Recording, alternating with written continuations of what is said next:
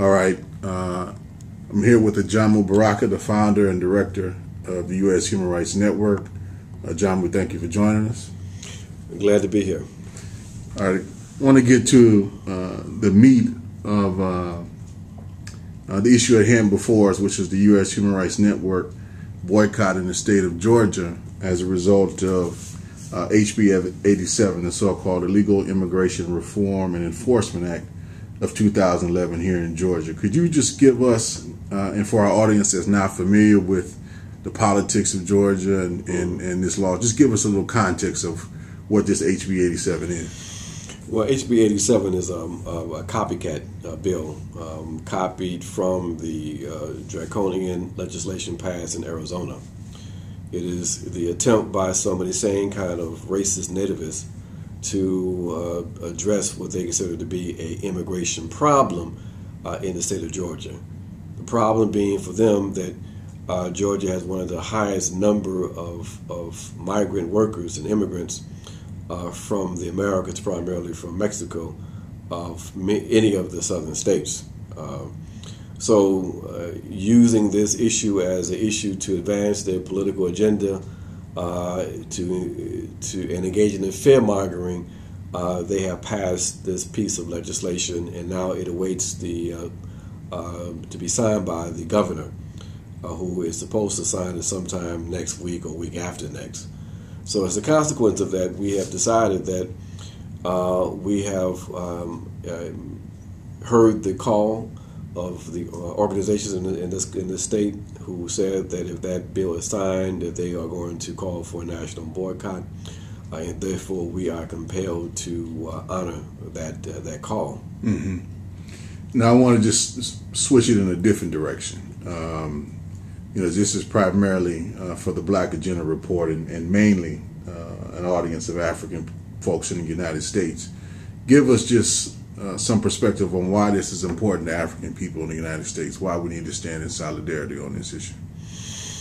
Well, I mean, first is a social justice issue, and we understand the attempts by our enemies to try to divide our communities, using the arguments that these migrants and immigrants are taking work that African people, African workers are normally engaged in, and trying to use racist sentiments to, in essence, keep the working class and keep the African community disconnected from these newer immigrant communities.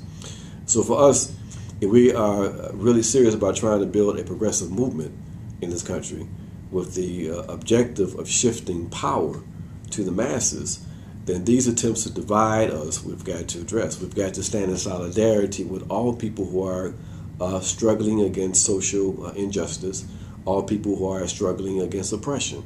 So these forces that have been organizing these anti-immigrant activities across the country are the same forces that have been our enemies for the last forever, since we've been in this country. And therefore, we have an objective interest in joining in solidarity and opposing these backward nativist, reactionary racists. Learning from the lessons over the past year and some change from Arizona, what can we take from that, looking at the boycott here in Georgia to strengthen it and to deepen kind of its national outreach? We've got to make sure that they understand that if there's going to be a boycott, it will not be a passive boycott. It has to go beyond just contacting groups and asking groups not to come in, asking conventions not to occur or not to happen here in the state. It has to be one in which, if there are groups that choose to ignore the boycott, we have to make sure that they suffer a consequence. We've got to be in the streets. We've got to target the sports teams. We have to make sure that this is a real fight, because the line has to be drawn. I think one of the reasons why we even dealing with the situation here in Georgia is because of while there's been success in Arizona, the boycott perhaps could have been stronger, and because these racist perceive that they can pass this kind of legislation and still get away with it, now we have this fight here in Georgia. We got to draw the line here and basically make sure that people understand, like what happened in Wisconsin, that we are not going to allow this to be duplicated across this country. All right, well, Ajamu, I want to thank you for your time. Is there some way that folks can get in contact with yourself and the U.S. Human Rights Network about following up on this story and getting engaged in the struggle? They can continue to follow this struggle. They can go to the website www.USHRNetwork.org,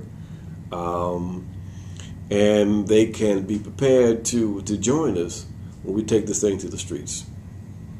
All right, again, thank you for your time. This is Kali Akuno signing off for the Black Agenda Report.